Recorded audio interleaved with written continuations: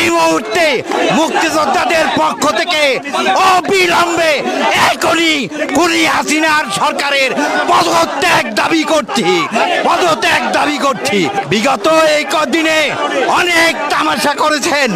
আমরা বলেছিলাম আগে আমরা জান দিব, কিন্তু তারা নিজেরাই জান দিল। এখন আমরা সামনের দিনে তাদের জানি আর জান না দিতে হয়, আমরা জান দিতে প্রস্তুত তাদের সাথে। যারা ভুয়া মুক্তিযোদ্ধা ৭১ মুক্তিযোদ্ধা করে নাই, তারা আজকে আওয়ামী লীগের পক্ষে, হাসিনার পক্ষে। সুতরাং সারা দেশের বাংলাদেশের মুক্তিযোদ্ধারা যারা দেশ স্বাধীন করেছে, তারা আজকে জনতা ছাত্রদের পক্ষে।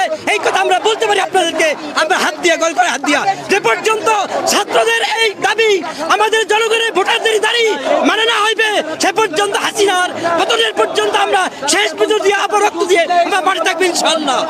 আমরা মুক্তিযোদ্ধারা কোনো কোটা চাই না, তবু আপনারা এই কোমলমতি শিশুদের বুকে গুলি করিয়েন না। ৭১ থেকে এই পর্যন্ত আমাদের যুদ্ধ থেমে নাই। আজকে বুকটা ভরে যায়, কিন্তু আমাদের কান্দাও আছে, গন্ধনও আসে।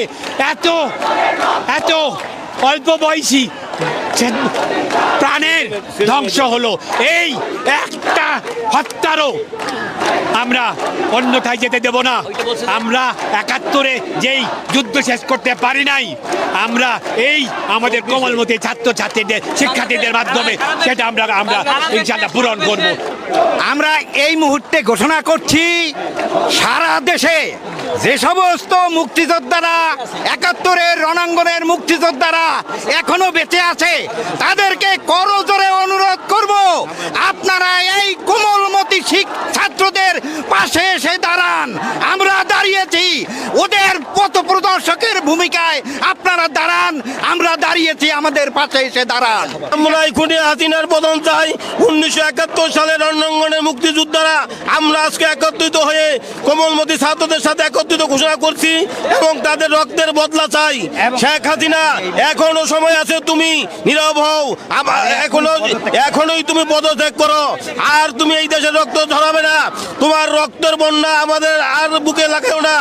এই সরকার নানা রকম নাটক করে আজকে কোথায় নিয়ে গেছে, যে গত ২ সপ্তাহে তারা কয়েকশো শিশু সন্তানকে, আমাদের বাচ্চাদেরকে তারা বুকের মধ্যে গুলি করে হত্যা করেছে আমাদের টাকার গুলি দিয়ে।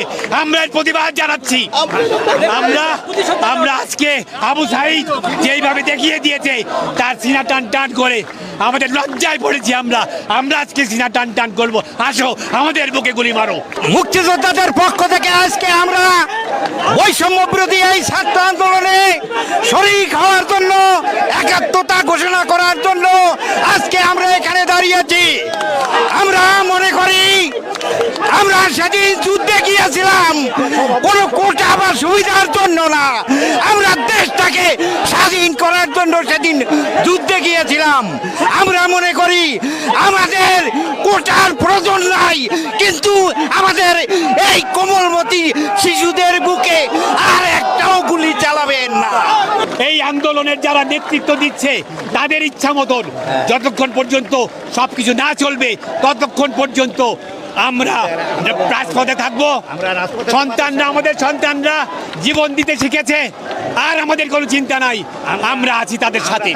এই দেশের ছাত্র ছাত্রীদেরকে তুমি আর একটা গুলি চালাবে না।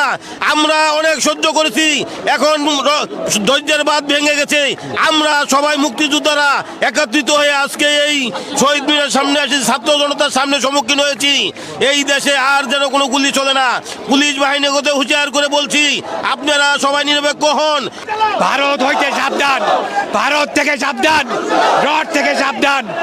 এটা চেষ্টা করবে এই আন্দোলনকে অন্য খাতে নিয়ে যেতে, কিন্তু আপনারা এতদিন পর্যন্ত যা দেখিয়ে দিয়েছেন, দিতে পারবে না। এবং আমরা আছি আপনাদের সাথে। আমরা ভাবি নাই আমাদের সন্তানরা এইভাবে নামবে, এইভাবে তারা ৭১-এর মতন জান দিতে প্রস্তুত থাকবে। আমাদেরকে তারা এই অভিভূত করেছে, আমরা তাদের কাছে কৃতজ্ঞ। মুক্তিযোদ্ধা হিসেবে আমরা তাদের সাথে একাত্ম ঘোষণা করি।